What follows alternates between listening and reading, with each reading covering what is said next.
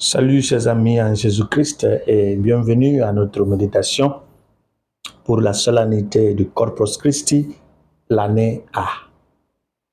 Et nous méditons autour du thème la fête Dieu, une fête pour la vie éternelle. Deutéronome chapitre 8, verset 2 à 3, 14 à 16. 1 Corinthiens chapitre 10, verset 16 à 17. Jean chapitre 6, verset 51 à 58. Aujourd'hui, nous avons décidé de ne pas aborder cette fête d'une manière condensée ou hyper théologique, mais d'aborder cette fête par une voie très simple pour faciliter la compréhension, surtout pour les enfants et les jeunes. Qu'est-ce que nous célébrons? De manière simple, Jésus nous a donné l'Eucharistie parce qu'il nous aime tellement qu'il a voulu rester avec nous. Jean 3,16 nous dit « Dieu a tant aimé le monde qu'il a envoyé son Fils unique, afin que quiconque croit en lui ne périsse point, mais aura la vie éternelle. » Maintenant, Jésus, en quittant ce monde avant sa mort, s'est offert en nous offrant son corps et son sang au dernier,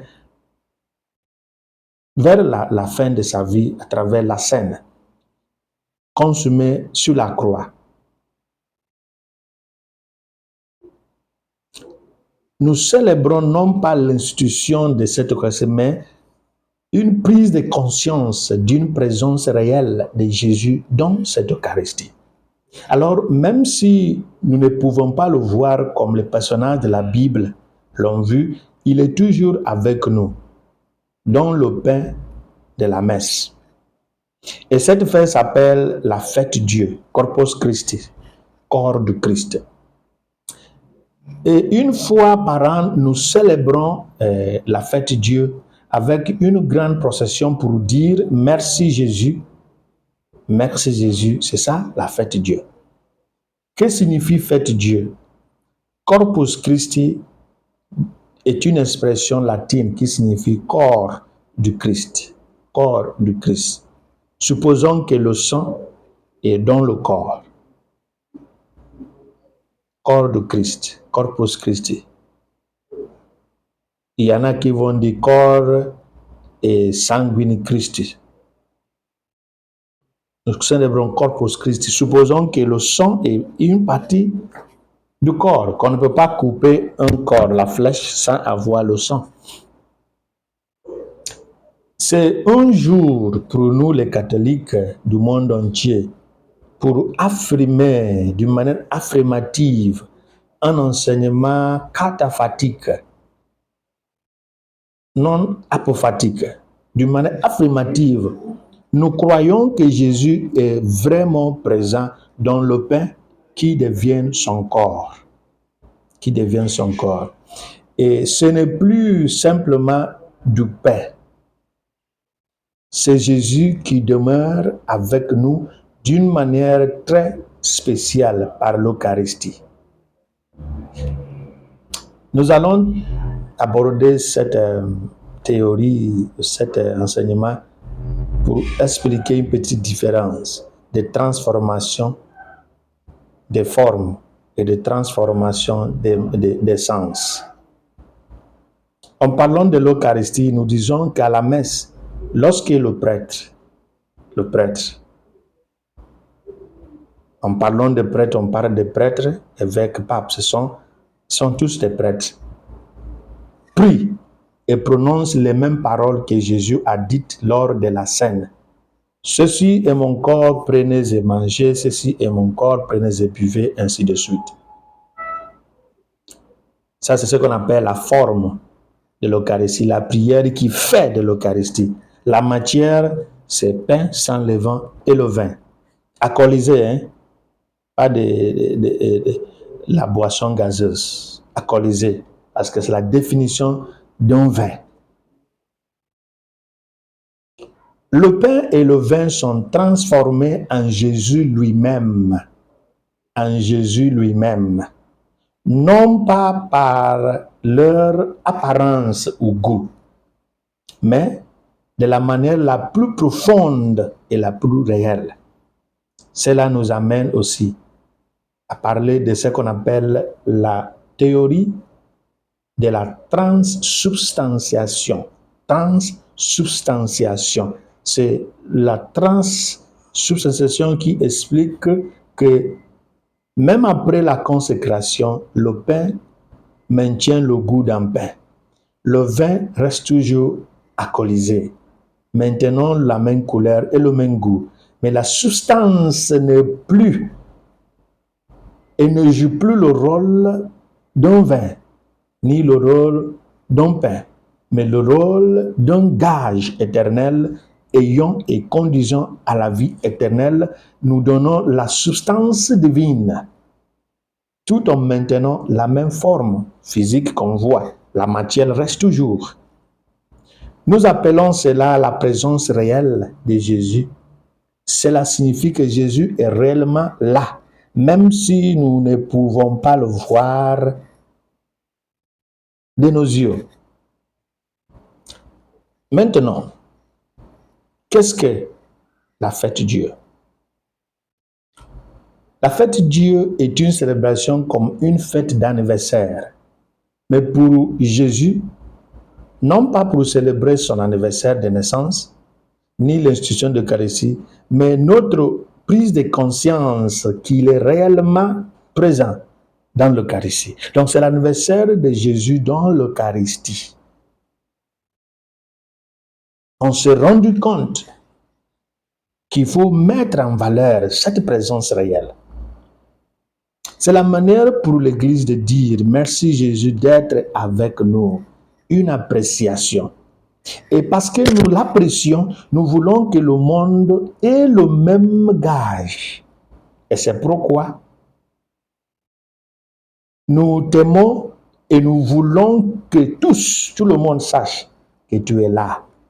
Ce qui montre notre procession en chemin, sur le chemin. Nous avons compris, mais que le monde aussi comprenne. Il faut marcher pour louer et inviter, non pas pour décorer les rues. Nous croyons que tu es présent dans l'Eucharistie. En fait, nous croyons que tu es l'Eucharistie. Et comment célébrons? Nous célébrons cette fête par une messe spéciale, non pas en changeant les rites et les formes, mais en mettant quelques accents sur quelques endroits de notre célébration, l'église bien décorée avec des écritures, les choses qui montrent quand même qu'il y a quelque chose qui tourne autour de l'Eucharistie. La musique de la chorale est joyeuse, centrée dans ce qui concerne l'Eucharistie et notre invitation à ces banquets. Et l'évangile, même si les autres lectures ne les prononcent pas clairement et concrètement, l'évangile doit centrer, doit mettre l'accent sur la scène où Jésus qui est le pain de vie, que ce soit l'année A, soit B ou C. C'est important de mettre l'accent sur ça, la scène où Jésus, pain de vie. Et le fidèle doit s'habiller également de manière élégante, élégant, un signe de respect de ce que nous célébrons. En procession eucharistique, le prêtre porte l'Eucharistie dans un ostensoir doré selon le moyen de l'endroit de paroisse ou de diocèse ou selon la décision de la conférence épiscopale. Tous suivent en chantant, en dansant, en priant. On peut jeter des pétales de fleurs au sol. On voit les filles, les jeunes garçons, les mamans, tout le monde s'engage. Dans certaines villes, les rues où les hôtels sont spécialement décorés. Dans certains endroits, il y a au portail de certaines familles chrétiennes des petits hôtels que les gens mettent en place pour que le prêtre fasse des petites pauses d'adoration ou de bénédiction du foyer ou de l'endroit, selon la décision et le choix fait. C'est comme dire, en faisant tout cela, Jésus marche avec nous parce que nous sommes convaincus que tu es là. Nous parlons de la fête.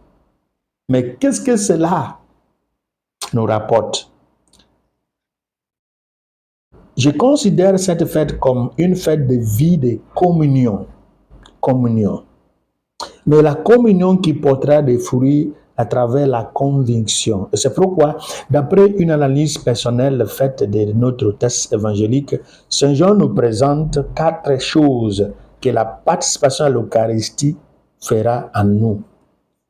Première chose, elle nous conduira à la vie éternelle.